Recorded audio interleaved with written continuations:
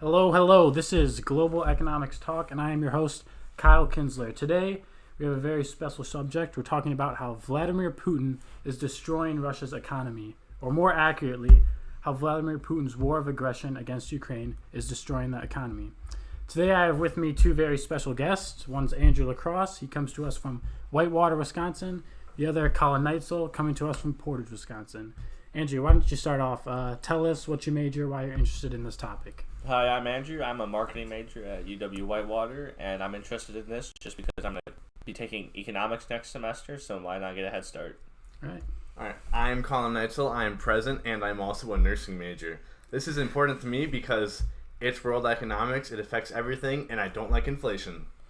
Great. Amen. Amen, brother. Great reasons. Great reasons. All right. Well, just to tell you a little bit about my background and why I'm qualified to talk on this topic. Currently, this semester, I have taken macroeconomics, or the study of market economies, such as Russia's, and I have done quite extensive research into this topic through academic journal articles, online articles, videos, etc. So I'll be presenting you guys with different types of data, and we'll just be discussing it. Sound good? Yes, Professor Kyle. Yes, All right. sir. Sounds great. Well, to get it rolling, I'm going to start with how Russia's GDP has dropped significantly since the start of the war. And I'm sure you two are somewhat familiar with what GDP is, but just a basic refresher, GDP stands for Gross Domestic Product. And basically what that is, it's, in layman's terms, it's the value of a market economy. So America's GDP right now is roughly 25 trillion. China's 18 trillion. Russia's right now is 1.5 trillion. So they got rookie numbers. So basically, to start off, according to a Cornell business article written by Tony Cao, he predicts that Russia's economy is to drop more than 10% by the end of this year, which is quite a big number. I mean, 10% of 1.5 trillion is 150 billion. So that's pretty small loan. Just that's Elon Musk numbers. That's Elon Musk value numbers. That's about his net worth. Yeah, but that's, I mean, imagine that. That's 10% of your whole economy. It's like 1 in every 10 productive dollars getting just 1 in every 10 of ounce of productivity getting wiped off. Last time I checked how much it dropped, it was a little over 9%. We still have a month left in the year. We'll see, but I believe in them. They can get that last percent in. They'll squeeze by. They'll squeeze by. Russia will squeeze by that 10%. I mentioned before, Russia was a $1.5 trillion economy before the war, according to the New York Times. Obviously, right now, it is not that. Due to Western sanctions, EU sanctions, these guys are just suffering so much. And from what I know, they're using gold reserves to prop up their economy. So once that runs out, this is the decline in growth while they still have a stable government. So for as far as we know, if this war continues and sanctions mount increasing pressure, it could just drop even more. Yeah, well, one of my points is about a trade embargo imposed by the EU on Russia. So basically, more import tax, higher tariffs, basically, because unfortunately the EU hasn't fully cut off from Russia due to imports. They've cut off roughly 90%. I believe by the end of the year they plan to have a full cutoff. But yeah, that directly relates to that. Russia can't really hold out much longer just based on their reserves. Even though Putin has an insane highly net worth, he doesn't really care about his citizens and the well-being of his economy. So, okay, with their gold reserves, I thought they were just buying up gold, like them in China. Weren't they both buying up gold? They're not really spending it. No, so they're trying. So speculation is, and we'll get more into this later, but the speculation is that Russia and China are attempting to create their own centralized currency, because at the start of the war, Russia became de-dollarized, and the dollar is 70% of world currency. It's basically is the world currency. Yeah, and once you're off that, that's you're just cut off from a huge economy right there. So what Russia and China are supposedly doing, according to Fox Business at least, is trying to create their own central currency. I don't know how much you trust Fox, since that's kind of a political news source, but Yeah. I mean, I feel he doesn't deal with them as much though. Like, it's see that's one of my sources I have here, and it's very controversial, but we'll get into that later. But getting into more of inflation, kind of we're talking about with the ruble and their gold reserves. Well, in Russia, inflation and interest rates have skyrocketed, and just some points here. The ruble has actually retained its value throughout the war. It's actually slightly higher than it was pre-war, and these are statistics and data coming from the world economy. And Patricia Cohen states in a New York Times article that Russia has nearly doubled interest rates from 9.5% to 20%. wait, Do you think? Okay, wait, Yeah. back up. I didn't know this. So, Yeah. that's their bank interest rates. Yes, loan interest rates. So if I'm moving to Russia. I'm putting down a 5-year CD right now. You're telling me I'm gonna get 20%? No. Okay. 20% on loans. Oh, On okay. loans. On bank CDs loans. and interest like from your bank account are different. Okay, Yes. I gotcha. So basically, Russia gives out a loan for like a mortgage on a house. It was 10%. Now it's 20%. Imagine. So everything's more expensive. Yeah. Yes. Well, here's the thing too. In an economy, when banks raise interest rates, that's an attempt to lower prices. So basically, they're raising interest rates so you pay back more to them, so you're not buying as much as stuff you want, basically, in order to force businesses to lower prices. Well, I think, for an economy that's in decline right now, and, everyone can see that, raising interest rates is basically, interest rates is like how available you are to borrow money. And so the higher the interest rate is, the less available money is to borrow.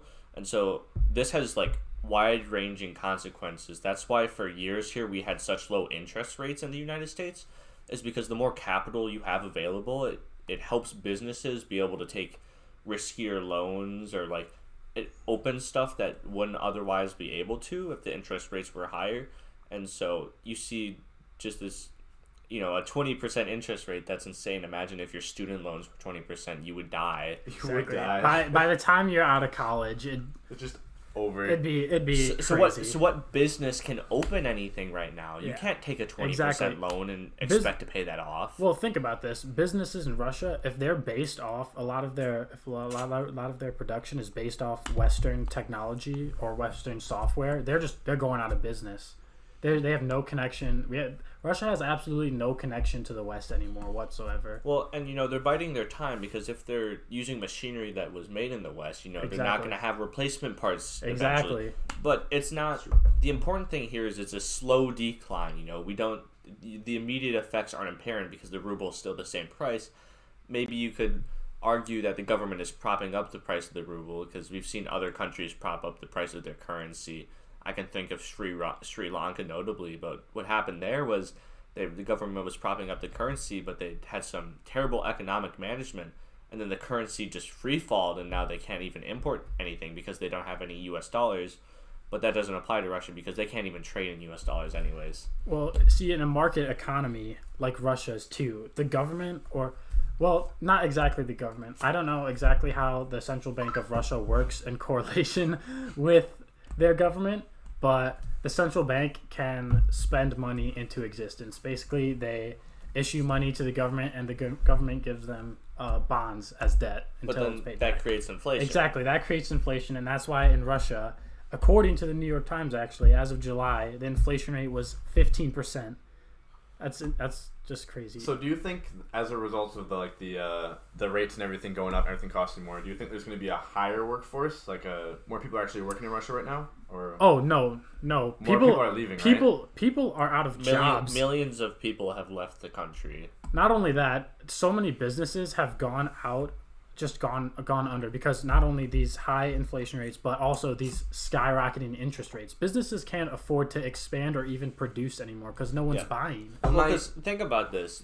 So many large companies in the U.S. are so reliant on venture capital. It's crazy. I saw this thing, DoorDash, one of the biggest companies, when it comes to food delivery, has not turned a profit yet. So their entire company is dependent right now on the share of their stock, because they just went public, and on venture capital and on those loans. So it's so it's very anti-business to have that such high of an interest rate because you can't like do anything. Big companies are reliant on loans. They just need it. Yeah, it's really interesting just to watch kind of how Russia is just free falling. Their economy's free falling right now. Maybe we'll even see if Putin tries to keep up this war, it's not going to end well. They're living on borrowed time. They are right now. I mean, potentially collapse of their economy, collapse of. Well, they've Russian now state. insulated themselves from the outside world, and the only country we really see do that is the North Korean Republic. But they're so reliant on Chinese aid that if they were reliant first on Soviet aid, and now they're reliant on Chinese aid. If that aid ever stops, there's questions as to whether the regime can even continue to exist. So, if this same sort of thing happens in Russia, it's a huge country. It can fall apart. It's not. Yeah. Putin does not have as much of an iron fist as Kim Jong-un does. And it's a huge country. So. Yeah, and I mean, last time I checked, inflation is currently in Russia at 12.7%, according to Trading Economics website. And like I said earlier, it's supposedly to hit 15% by the end of the year again. Well, that's not terrible. Not terrible. I mean, considering they're in a war, it's not terrible. But think about it. In the U.S., we're roughly around 5%. I thought we went to like 8.1 or something. Our highest was like 8%. Our highest during the pandemic was probably around that. Right now, roughly maybe hitting 5, maybe 6%. That's 10% more than the U.S. right now. Imagine, we think we're suffering. Imagine the people of Russia and how they're suffering. But the thing is, the people who feel inflation worse are always going to be the lowest members of society who are barely getting by. And so Russia, was with an economy of 1.5 trillion. Sure, they're sort of toward the more advanced economies, but that's nothing. That's like smaller than the GDP of California. And you have to imagine that these already poor citizens are paying so much more, 12% more up to almost 15% more for their stuff. I mean, you wonder how much more of this until people are struggling to pay for bread and struggling to pay for food, water, rent, It's crazy. It can become a big problem if inflation's bad for a long time. Yeah, I mean that's what we're looking at. As long as Putin opts to continue this war, it's not going to get any. Well, yeah, because you had the COVID inflation, but now you also have the war inflation, and so it's like, can you take two punches at the same time? Putin is directly counteracting the global economic recovery right now. That war. He doesn't want to recover as Exactly. as everyone else. Putin's kind of doing a 1v8 right now. It's like him against the world, but I mean, like, there's other people. And then there's like China and India, kind of helping out Russia right now, but that won't last long. Well, you can even argue that China hasn't done so well in the recovery with their protests recently. But they've been suppressing them. Yes. They've been suppressing them. Economically, China has nothing but benefited from this war. Trade has gone up with the U.S. Trade has gone up with Russia with them. Has the U.S. not cut off China at all yet? No, we've actually increased trade with them since war. We shouldn't. I think it's a bad argument to say we should cut off trade with China because that would massively decrease the economic output of the U.S. Well, I don't think we should cut off trade. I just don't think it's best to just like. I think it's more of a Cold War situation that's going to end up happening between China and the U.S. because at the end of the day, our economies are so dependent on each other. It's not like Russia. The West can live without Russia. Like, sure, maybe we don't have the steel and the grain prices that we used to have, but like that's nothing. But China is the second largest economy in the world. Yep. So I don't see something like what this proved to China is that the West is willing to take sanctions against evil dictators, and so this really shows them that they shouldn't invade Taiwan because if the West sanctions them, we can probably survive that, but there's no way their state is politically strong enough to survive an economic collapse on that scale. Yeah, with the revolutions already, like, imagine, they were like, oh, let's go for Taiwan, sanctions on them, and then their people revolt against them more. They can't suppress everything over time, so then eventually they'll come through, so... Yeah, I agree. I think it's like Cold War. Oh, yeah. See, this goes directly into my next point about how Russia's war in Ukraine has also affected other countries' economies. Mainly China. China's a huge one. It's affected a lot of European countries. We can see it in the U.S., like Andrew said, with steel and grain, but also oil prices. We were a huge importer of oil from Russia before the war. Obviously, we cut them all off. Obviously, the U.S. has its own oil refineries and a pretty big industry at that. So it's not too drastic of change in price like you see in Europe, but it's still, we saw that going from like maybe $2.50 to $3.50. We saw that dollar increase. I would like to note about the oil. So one of the top priorities for a while was making America energy independent country, which we are now. We have huge oil industries thanks to fracking, and people will debate about the environmental impact of that. But what is important is it allowed a lot of small business in oil, where it's like you have independent fracking companies that are small, and they're able to compete on the global stage. So we produce enough oil for our own consumption, but we have such big subsidized refinery industries in the U.S. We're like the world center of refining oil. So we import oil from the Middle East and used to from Russia, and we refine it here into gasoline, and then we would sell it back. So the reason we took hits on gas prices, and granted, it wasn't as large of a hit as it should be because we were energy independent, but the price of oil went up, so it cost more to refine the oil.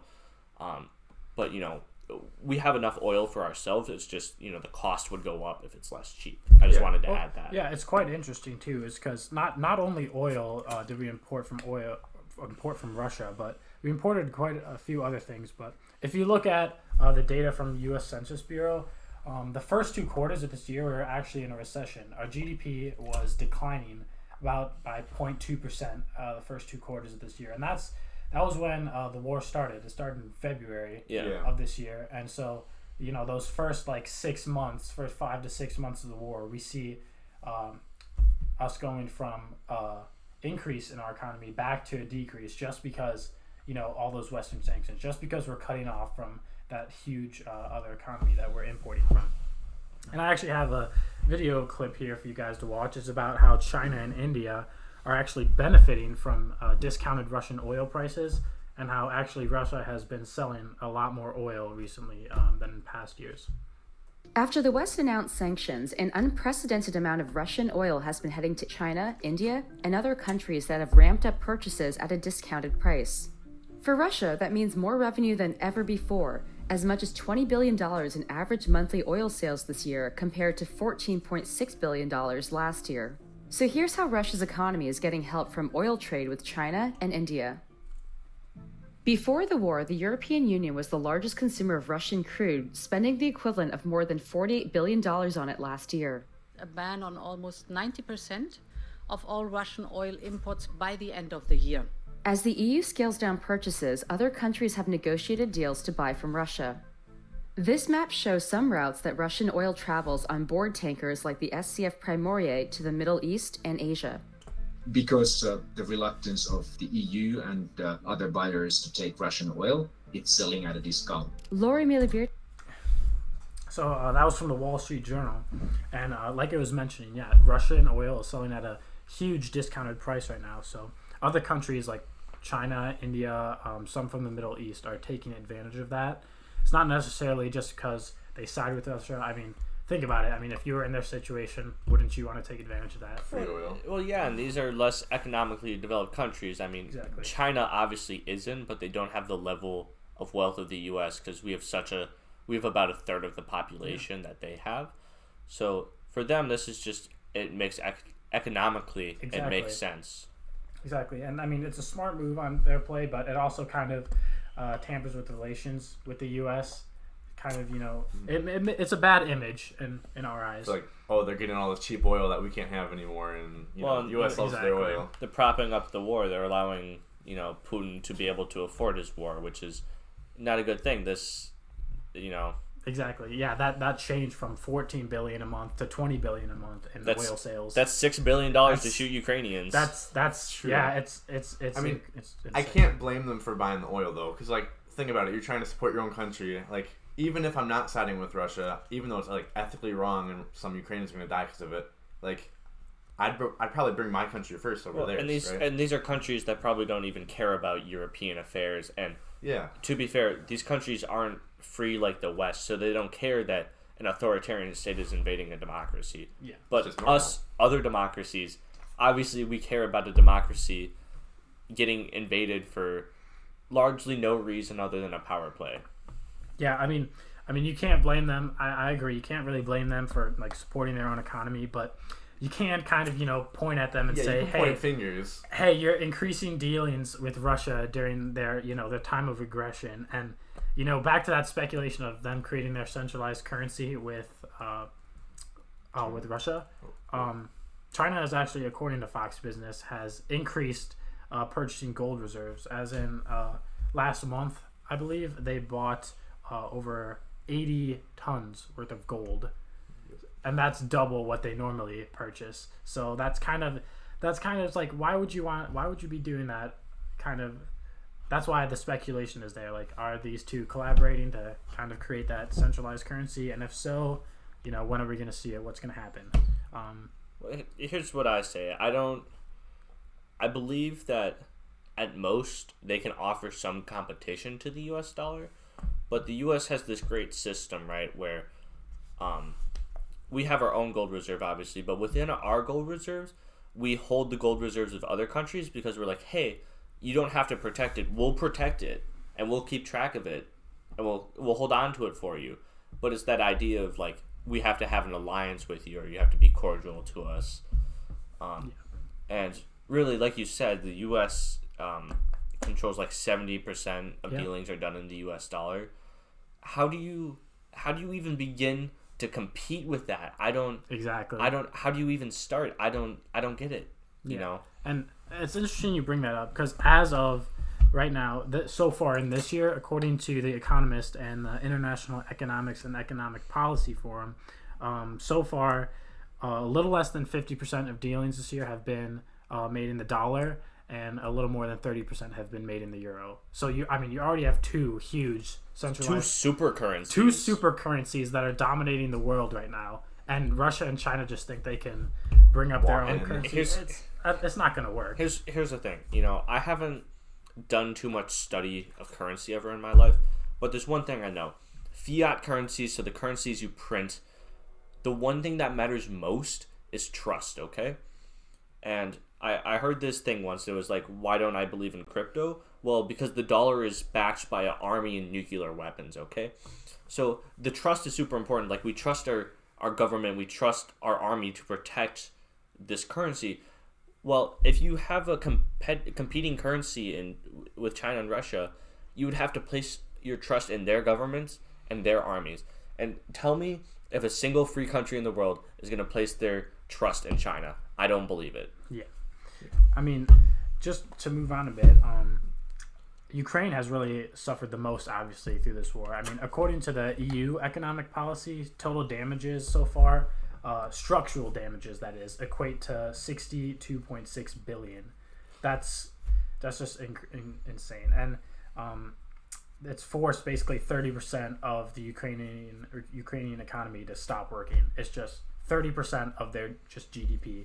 I mean, they lost a lot of people that migrated out. Yes, they did. So actually, we can move on to that right now, because the war is actually causing people to suffer more than just economically. And again, according to the EU economic policy, there have been 8 million people from Ukraine relocated. 6.1 million of those being refugees. And you know what's even more interesting? 3.3 million of those immigrated or moved directly to Poland. So imagine how Poland is dealing right now. That's another 3 million people that Poland doesn't have enough housing for those people. Okay, on a little side tangent, those Ukrainians that moved must have been quaking when they heard about the missiles that hit Poland. It was a very scary situation, but thankfully it didn't escalate. Who do you think launched the missiles, though? I don't think it matters who launched the missiles. I think it matters, like, not like if we're going to war against Russia. Let's be real here. Oh well, yeah, we're not going to war with Russia. It was a Ukrainian missile. They found out. Was it actually? It was a Ukrainian missile that was attempting to shoot down another missile. So it was a Ukrainian defense missile. Okay, all right. I always heard that it was a Russian missile. But that could be propaganda. You don't know. There's a lot of Ukrainian we weren't propaganda. there. We didn't see the missile. So. Well, Colin, you actually just mentioned, you said a lot of people are dying in Ukraine, and that's true. There's been quite a large death toll, but as of the end of October, Ukrainian death toll is only a little over 15,000, while the Russian soldier death toll is, you want to know what? 88,000. Yeah, I was gonna say 88,000. Ukraine is just destroying Ukraine's Russia right Twitter account has like a kill count that they have going on with a bunch of different stats of like the tanks and stuff they've taken down. Oh, dang. Yeah, I didn't even know that. It is gold. That is... And they update it every now and then. You know, they're fighting for the survival of their country. Exactly. Yeah. So I always like to imagine, you know, if America ever got invaded, I would immediately volunteer for the armed on forces. home ground. Exactly. I'll fight for that. I don't know if I'd want to fight on like other turf. Like I don't think I want to send myself to Ukraine. But this is like, a war of self-defense. Yeah, if it's on our soil, like that's our oil. It's like that is our oil. It's like if Chicago got invaded, bro. It'd be like, okay, well we can Chicago. It's Chicago. Chicago's important economically, but like we don't Chicago. need Chicago. Just let it go. Yeah, I don't count it as the Midwest. Yeah, I know, but it's very interesting. No, but yeah, they're fighting for their survival, and you know Russia can't keep this up indefinitely. I give them a few more months tops before economic collapse. That's what they're heading towards. Like, you know, I think if they want to really get out unscathed, a few more months. But if they're really determined, at least another year. Yeah, I think at this point they're kind of head first at it. So like I think like a year or two. If they double down on the war efforts, which you saw because they conscripted more soldiers to fight on the front, they conscripted 300 more thousand. I think they're sort of doubling down on at least trying to keep the territory that they captured. But I don't ever foresee Ukrainian ending the conflict. They were backing out of cities a while ago, weren't they? Ukraine was pushing them out of cities. Yeah, and the Russians were just the Russians left Kherson. Yeah. Because they couldn't. The Ukrainians were blowing up their supplies, so that's why they couldn't supply the city. Well, so they retreated to a more defensible position. Well, think about this: Russia has already pumped roughly 46 billion into their army just because they're losing so much. They're trying to replenish that. They're spending their reserves on their military. More than they made in gold. Not gold. Oil. Sorry. Yeah, that's more than they made. It doesn't matter how much oil you want to buy. Exactly. It doesn't matter like how much oil they're selling. You know, other sectors are going down. It's not. This is the like one sector that is going up. Exactly. When everything else is going down. Yeah. No. Western sanctions have just gone up. I mentioned earlier the EU is planning a full trade embargo by the end of the year. It's just that could be the final nail in the coffin. That'll be the nail in the coffin because I mean, once the EU completely cuts off from energy imports from Russia, they're done because that's a huge part of their economy right now too. But you know, to go from like a $1.5 trillion economy to like 1.2 trillion right now, that's a huge drop. Like 300 billion and declining. That's, you know, it's not looking good for Russia. No, not looking good at all. From what we know, once you start declining, it's really hard to stop declining. Exactly. And the games that we've played strategy based, if you go all red, you're going red. Well, yeah, you're going down. Well, going into my next point, Russia has literally historically changed their economy forever. The West and the EU are, for the foreseen future, is going to have no more dealings with Russia. Yeah, after this, there is just going to be like no more economic dealings. Russia's basically have excluded themselves from the Western financial system to their own detriment. Exactly. How long do you think it'll take Russia to get back to 1.5 trillion though? Like how many years? Decades. Years. I'd say a decade maybe. I think like 20 years. At least. If the EU and the US never open back up to them, it's like, what do you have? And we don't have to. Yeah, we don't have to. We can survive without them easily. Yeah, well, I'd say Europe not as easily, but at least here in the US, we never have to trade with Russia again. Well, here's the thing. As we see more businesses trying to also make that switch to cleaner energy instead of fossilized fuels, especially more towards in the EU, we're going to see that. Like, we don't need Russia. We don't need your oil anymore. Exactly. We don't need Russian oil. We don't use it. And, like, US has their own oil supply. Like, yeah. Russia is just, they've dug their own grave, honestly. Putin has made just a terrible string of the worst decisions ever, and it's impacted their country forever. Like, I mean, according to The Economist and a news article written in the Miami News, Russia has not seen decline like this since 1994. So like post Cold War levels, which is insane. Just like, well, it's only 20 years later, and they're already declining again. So yeah, like back at their antics. I don't know. It's just Putin. Putin is just he's just an terrible. enigma. Yeah, I mean, who knows? Like, yeah, once the EU completely cuts off from them, that's gonna be the final. There's gonna be no coming back from that. It's just it kind of reduces them to the status of almost a third world country, where it's. I think they're too big to be a third world country. Like, there's too much land, too much, like... Just they have other land businesses. doesn't mean anything. Well, yeah, land doesn't mean much, but, like, they're not going to be a superpower, but I still don't think they're going to be, like, some African country. Because they're so big, but their economy is also declining, they're not going to have the resources to sustain all their people. Secondly, to keep that land. Yeah, it's naive to assume that all of Russia is populated by Russians, because it's not. Imagine Siberia, the population in Siberia. Oh no. Yeah. Outside of like Vladivostok and like the eastern regions of the country, that is mostly like natives who live there.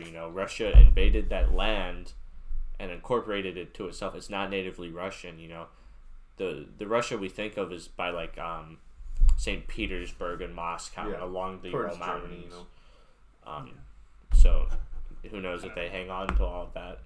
Let's just see if an independent state pops up. Yeah. I doubt it, but it'll be interesting. It's a very bad situation for multiple people. Just imagine the people in Russia just suffering. It'll continue to suffer. Prices will go up. Inflation's going to go up. GDP's dropping. Yeah, Ukrainian people may be suffering the worst, but the Russian people are definitely suffering second worst. And I guarantee both groups of soldiers on each side don't want to be fighting this war. No. Like, who would want to be in a war like this? That is just both structurally devastating, economically devastating. There's no winning, really. There is at this point. With the support Ukraine has gotten, there's it's the best thing I saw is that the Cold War presidents would have been frothing at the mouth for the ability to put so much money into a force fighting Russia directly. Yeah. I mean, before we end, I'd just like to have maybe each of you just maybe give your opinion or your thoughts on the situation, because it is a very confusing, also delicate situation that the world is in right now. So I want to know what you're thinking. I don't think we really have all the information at hand. Like, there's obviously things happening that we don't know. We have no clue. Like, for example, like the gold reserves, we don't really know what's going on with that. And like, how sustainable will their oil be? How much do they have left? Like, can they really support selling all that? So I think time's to tell to see what happens here. But Russia definitely overall in the tanker here. And yeah. Personally, I think what we are seeing with Russia is, like a last attempt power play. They've been taking over Crimea, Chechnya, South Ossetia. They've been grabbing these small places, and they really went for the big power play now. But what I think we're seeing is a sort of restructuring in the world order. Not a total new world order. The last time we saw that was the fall of the Soviet Union and the rise of just the West. But I think we're sort of seeing like a restructuring in the places, because Russia thought that if they declared war, Europe would be so dependent on their oil that they'd just be able to play puppets with them, and obviously that hasn't surmised so far. So I think we're seeing a very obvious public Russian decline in just the world stage. Yeah, I mean, Russia, they literally just tried strong-arming the West. There's no more hard politics than going and declaring war on a country. Exactly. Enforcing your will upon another people. That is about as hard as... That's like the last power play you can do.